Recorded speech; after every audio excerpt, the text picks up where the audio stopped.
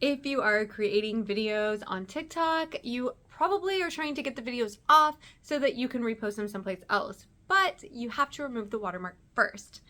My name is Jen. I own a social media marketing agency. Be sure to like this video and subscribe to this account for all things how to use social media and TikTok for your business. I'm going to teach you in this video how to get your TikTok videos off of TikTok while removing the watermark so that you can easily repost them on any other platform. And I highly recommend reposting them on Facebook Reels, Instagram Reels, YouTube Shorts, even LinkedIn. All right, let's go. So you have a video that you want to use on a different platform. So you're going to go to that video, and you can actually do this with anybody's videos, not just your own. And so you don't have to be logged into your account to do this, but you're going to go to the video that you want to take and then go to the three dots in the bottom right corner, click on that, and you're going to copy the link.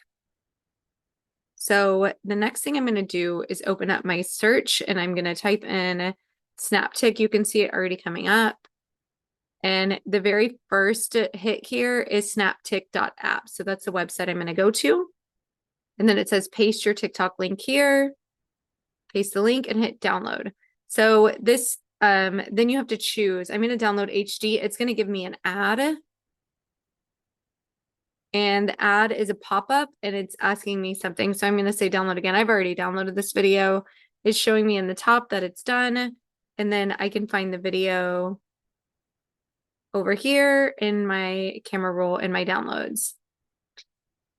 Now, bonus, if you want to do this with Instagram, there is an Instagram version, snapinsta.app. So it looks exactly the same. You're going to go to your Reels and you're going to share it and get the link. Post the link in here. And then hit download. Same thing, it's going to download for you.